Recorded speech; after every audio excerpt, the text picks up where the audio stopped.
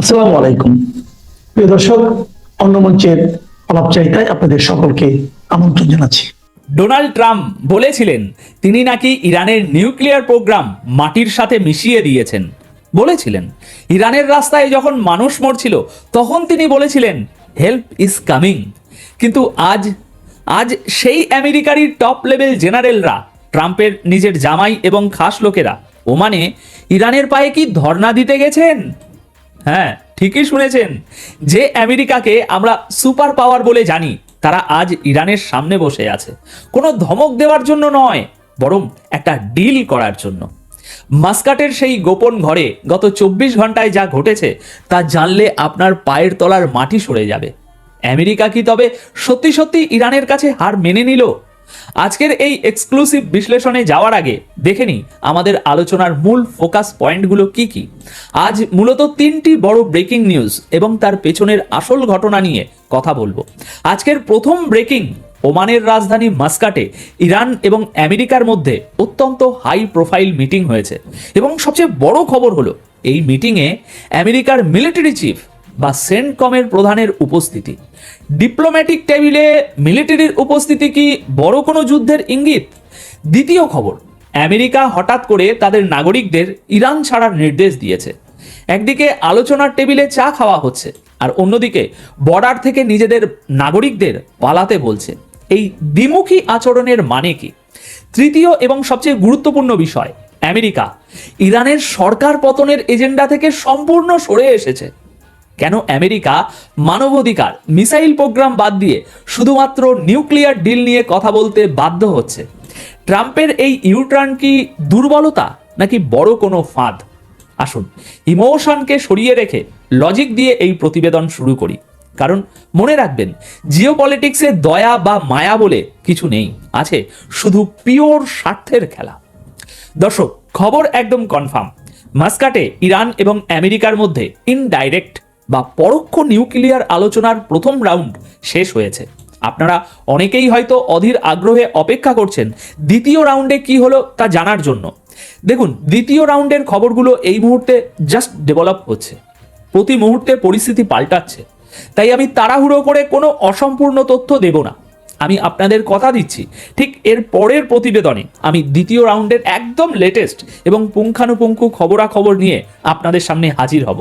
তাই সেই এক্সক্লুসিভ আপডেটের জন্য চোখ রাখুন আমাদের চ্যানেলে। তবে আপাতত প্রথম রাউন্ড শেষে ওমানের অবস্থানটা খুব ইন্টারেস্টিং। ওমানের পররাষ্ট্রমন্ত্রী বদর আল বুসাইদি পরিষ্কার করে হাত ধুয়ে ফেলেছেন।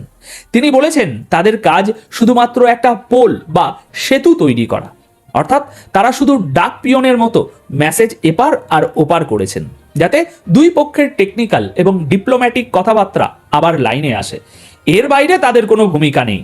কিন্তু আসল খেলাটা ওমানের বিবৃতিতে নয়, আসল খেলাটা হলো কে কে এই মিটিংয়ে উপস্থিত আছেন। দেখুন, ইরানের পক্ষ থেকে আছেন তাদের দুর্ধর্ষ পররাষ্ট্রমন্ত্রী আব্বাস আরাকাচি, যিনি একজন ঝানু ডিপ্লোম্যাট। কিন্তু আমেরিকার পক্ষ থেকে কে আছে জানেন? এখানে স্টিভ উইটকফ আছেন, যিনি ডোনাল্ড ট্রাম্পের অত্যন্ত ঘনিষ্ঠ এবং বিশেষ দূত। কিন্তু চমকে ওঠার মতো তথ্য হলো, রিপোর্ট অনুযায়ী এই মিটিংয়ে ট্রাম্পের জামাই জ্যারেড কুশনার এবং আমেরিকার সেন্ট্রাল কমান্ড বা সেন্টকমের চিফ উপস্থিত আছেন। সিরিয়াসলি ভাবুন তো একবার, একটা নিউক্লিয়ার আলোচনা যেটা সাধারণত টাইকোট পড়া ডিপ্লোম্যাটরা করে থাকেন, সেখানে আমেরিকার মিলিটারির টপ বস এবং ট্রাম্পের পরিবারের লোক কেন? এর সহজ উত্তর হলো, এই আলোচনা শুধু আর কাগজে কলমে সীমাবদ্ধ নেই, এটা এখন সরাসরি মিলিটারি এবং পলিটিক্যাল পাওয়ারের ডিল। আমেরিকা সম্ভবত বুঝতে পেরেছে শুধু নিষেধাজ্ঞা দিয়ে ইরানকে আটকানো যাবে না, তাই মিলিটারির সর্বোচ্চ কর্তাকে সেখানে বসিয়ে রাখা হয়েছে। হয়তো ইরানকে এটা বোঝাতে যে দেখো, আমরা কথা বলছি ঠিকই, কিন্তু আমাদের বন্দুক এখনো লোড করা আছে। প্রথম রাউন্ডের মিটিংটা ছিল খুব অদ্ভুত। দুই দেশের প্রতিনিধিরা আলাদা আলাদা ঘরে বসেছিলেন। ওমানের কর্মকর্তারা এক ঘর থেকে ফাইল নিয়ে অন্য ঘরে যাচ্ছিলেন। ইরান তাদের শর্তের তালিকা পাঠিয়েছে, আমেরিকা সেটা রিভিউ করেছে এবং মাত্র 1.5 ঘন্টার মধ্যে আমেরিকান টিম মিটিং ছেড়ে বেরিয়ে গেছে। কেন মাত্র 1.5 ঘন্টা? এর মানে কি আলোচনা ভেস্তে গেছে, নাকি আমেরিকা যা শুনতে চেয়েছিল ইরান তার চেয়েও ভয়ঙ্কর কিছু শুনিয়ে দিয়েছে? এই 1.5 ঘন্টার নীরবতাই এখন সবচেয়ে বড় রহস্য। এবার আসি আসল বিশ্লেষণে। আপনাদের মনে কি প্রশ্ন জাগছে না যে যে আমেরিকা কিছুদিন আগেও বলেছিল ইরান শেষ, ইরানের সরকার পড়ে যাচ্ছে, সেই আমেরিকা হঠাৎ আলোচনার টেবিলে কেন? আসুন একটু ফ্ল্যাশব্যাকে যাই। মনে আছে কিছুদিন আগের কথা, ইরানে যখন প্রোটেস্ট চলছিল তখন পশ্চিমা মিডিয়া কি ন্যারেটিভ তৈরি করেছিল? তারা বলেছিল ইরানের ইসলামী সরকারের দিন শেষ। খোদ ডোনাল্ড ট্রাম্প টুইট করে বলেছিলেন ইরানের জনগণের পাশে আমেরিকা আছে। এমন একটা ভাব করা হয়েছিল সেই সময় যে আর মাত্র কয়েকটা দিন, তারপরেই তেহরানে নতুন সরকার আসবেই আসবে। কিন্তু বাস্তবতা কি? সেই প্রোটেস্ট এখন ঠান্ডা। ইরান সরকার অত্যন্ত কঠোর হাতে সেই বিদ্রোহ দমন করেছে। প্রায় 4,000 মানুষ মারা গেছে বলে রিপোর্ট এসেছে। কিন্তু আমেরিকা কি করেছে? আমেরিকা কি তাদের বাঁচাতে সেনাবাহিনী পাঠিয়েছে? না। আমেরিকা কি সরাসরি ইরানে হামলা করেছে? না। তাহলে সেই যে ট্রাম্পের হুমকি, আমরা মাটির সাথে মিশিয়ে দেব, ইরানের নিউক্লিয়ার সাইট সব ধ্বংস করে ধুলো করে দেব, সেগুলো কি ছিল সব ওই মুঙ্গরি লালকে হাসিন স্বপ্নে, মানে ফাঁকা বুলি? আজ যখন আমেরিকা আবার আলোচনার টেবিলে ফিরে এসেছে, তখন তারা কিন্তু আর ইরানের জনগণের মানবাধিকার নিয়ে কথা বলছে না। তারা সেই 4,000 মানুষের মৃত্যুর বিচার চাইছে না। তাদের এজেন্ডা থেকে হিউম্যান রাইটস গায়েব হয়ে গেছে। এখন তাদের একটাই চিন্তা, ইউরেনিয়াম এবং সেন্ট্রিফিউজ। এটা কি আমেরিকার দ্বিমুখী নীতি নয়? আমেরিকা প্রেমিকদের কাছে আমার এই প্রশ্ন রইল। যখন তাদের দরকার ছিল তখন তারা ইরানের সাধারণ মানুষকে উস্কে দিয়েছে, আর আজ যখন দেখছে সরকার পতন সম্ভব নয়, তখন তারা সেই সরকারের সাথেই হাত মিলিয়ে নিজেদের নিরাপত্তা নিশ্চিত করতে চাইছে। আমেরিকার এই আচরণ প্রমাণ করে সুপার পাওয়ার হলেও তাদেরও একটা লিমিটেশন আছে। ট্রাম্প দাবি করেছিলেন জুনের 12 দিনের এক গোপন অপারেশনে ইরানের নিউক্লিয়ার কাঠামো উড়িয়ে দেওয়া হয়েছে। আচ্ছা, যদি সত্যি সত্যি উড়িয়ে দেওয়া হয়ে থাকে, তাহলে আজ আবার সেই ধ্বংস হয়ে যাওয়া নিউক্লিয়ার প্রোগ্রাম নিয়েই কেন মিটিং করতে হচ্ছে? তার মানে কি ট্রাম্প মিথ্যে বলেছিলেন? ট্রাম্প কি একজন মিথ্যেবাদী? আমেরিকা প্রেমিকদের কাছে আমার এই প্রশ্ন। আমি জানি আমেরিকা প্রেমিকদের গায়ে কাঁটার মতো ফুটছে এই কথাগুলো। ট্রাম্প কি মিথ্যে বলেছিলেন? আপনাদের বাপ ট্রাম্প মিথ্যে বলেছিলেন? মিথ্যেবাদী? নাকি ইরান এত দ্রুত আবার সব গড়ে তুলেছে যে আমেরিকা ভয় পেয়ে গেছে? উত্তরটা খুব সোজা। আমেরিকা বুঝতে পেরেছে ইরানকে বাইরে থেকে যতটা দুর্বল ভাবা হয়েছিল, তারা আসলে ততটা দুর্বল নয়। বরং এই প্রোটেস্ট এবং নিষেধাজ্ঞার চাপে ইরান আরো বেশি ডেসপারেট হয়ে তাদের নিউক্লিয়ার প্রোগ্রামের দিকে এগিয়ে গেছে। আর এটাই আমেরিকাকে আজ বাধ্য করেছে ওমানের সাথে সেই বন্ধ ঘরে ফিরে আসতে। এখন প্রশ্ন হলো, এই মিটিংয়ে চালকের আসনে কে ছিল, আমেরিকা নাকি ইরান? স্বাভাবিকভাবে মনে হতে পারে আমেরিকা সুপার পাওয়ার, তাই তারাই দাদাগিরি করেছে। কিন্তু গভীরভাবে দেখলে বুঝবেন এবারের খেলাটা ইরান সেট করেছে। লক্ষ্য করুন, মিটিং শুরুর আগেই ইরান ওমানের অফিসিয়ালদের মাধ্যমে একটা রেড লাইন টেনে দিয়েছিল।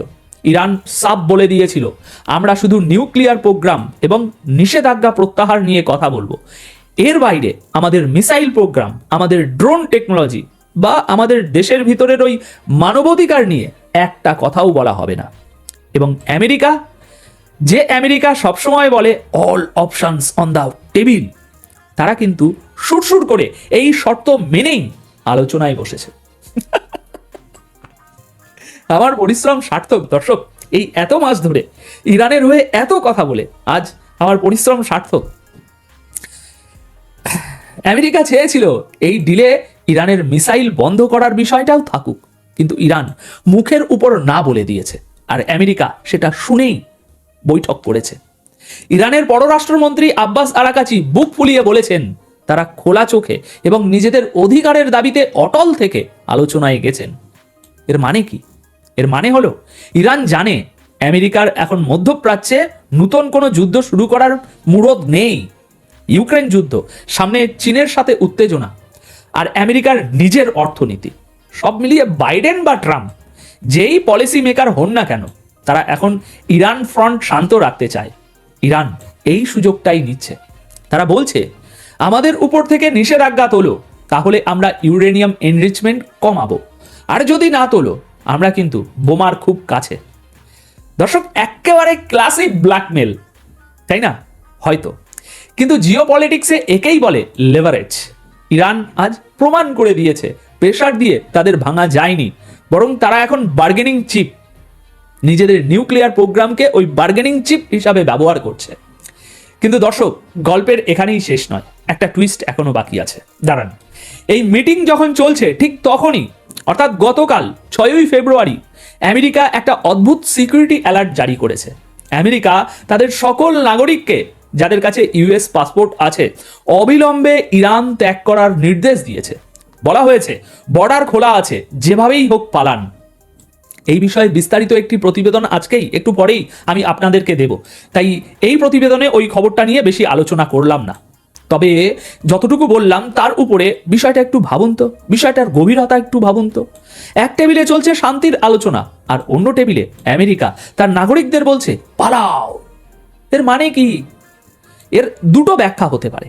এক, আমেরিকা হয়তো জানে এই আলোচনা ব্যর্থ হতে পারে, আর যদি আলোচনা ব্যর্থ হয় তাহলে প্ল্যান বি হিসাবে তারা হয়তো ইরানে বড় কোনো হামলার পরিকল্পনা করছে, তাই আগে ভাগে নিজেদের নাগরিকদের সরিয়ে নিচ্ছে যাতে তারা হোস্টেস বা জিম্মি না হয়। দুই, এটা আমেরিকার একটা প্রেশার ট্যাকটিক বা মনস্তাত্ত্বিক চাপ। তারা ইরানকে দেখাতে চাইছে, দেখো আমরা কিন্তু সিরিয়াস, যদি ডিলে রাজি না হও আমরা কিন্তু হামলার জন্য প্রস্তুত। একেই বলে good cup bad cup policy. আলোচনার টেবিলে নরম সুর আর বাইরে যুদ্ধের হুঙ্কার।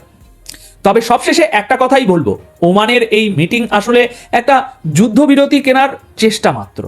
আমেরিকা চাইছে সময় কিনতে, যাতে ইরান এখনই পরমাণু বোমা না বানিয়ে ফেলে, আর ইরানও চাইছে সময় কিনতে যাতে তারা অর্থনৈতিক নিষেধাজ্ঞা কাটিয়ে নিজেদেরকে আরো একটু শক্তিশালী করতে পারে।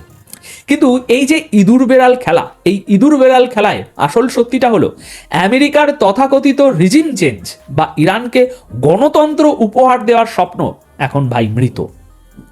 তারা এখন আপোষ করতে বাধ্য হচ্ছে এমন একটি সরকারের সাথে যাদের তারা গতকাল পর্যন্ত শয়তান বলে ডাকত। এখন আপনাদের কি মনে হয়, আমেরিকা কি সত্যি সত্যি ইরানকে ভয় পাচ্ছে, নাকি ট্রাম্প প্রশাসনের এই নতুন টিম ইরানের সাথে কোনো গোপন বিজনেস ডিল করছে যা আমরা এখনো জানি না? কমেন্ট বক্সে আপনাদের মতামত অবশ্যই জানান। আর হ্যাঁ, একটা অত্যন্ত জরুরি ঘোষণা, আজকের এই আলোচনা কিন্তু এখানেই শেষ নয়। এই ভিডিওর ঠিক পরেই আমি পরপর দুটো অত্যন্ত গুরুত্বপূর্ণ এক্সক্লুসিভ প্রতিবেদন নিয়ে আসছি, যা আপনাদের মিস করা একদম উচিত হবে না। প্রথম প্রতিবেদনটি হবে মাস্কাটের ওই গোপন বৈঠকের দ্বিতীয় রাউন্ডের ফাইনাল আপডেট নিয়ে। ওই বন্ধ ঘরে শেষমেশ কি সিদ্ধান্ত হলো, যুদ্ধের দামামা বাজবে নাকি শান্তি আসবে? সেই বৈঠকের পুরো সারমর্ম আমি ওই প্রতিবেদনে আপনাদের সামনে তুলে ধরব। এবং দ্বিতীয় প্রতিবেদনটি হবে আরো ভয়াবহ। আমেরিকা কেন হঠাৎ হুলুস্থুল করে তাদের সব নাগরিককে ইরান ছেড়ে বেরিয়ে যাওয়ার নির্দেশ দিল? এর পেছনে কি বড় কোনো হামলার চক আছে? সেই বিষয়টি আমি বিস্তারিত ব্রেকডাউন করব। তাই যারা যারা এতক্ষণ আমার সাথে ছিলেন তাদের কাছে অনুরোধ, বিনীত অনুরোধ, পরবর্তী ওই দুটো ভিডিও দেখা মিস করবেন না, কারণ ওখানেই লুকিয়ে আছে আসল রহস্য। তাই চোখ রাখুন আমাদের চ্যানেলে। দেখা হচ্ছে পরের ভিডিওতে। ধন্যবাদ আপনাদের সকলকে।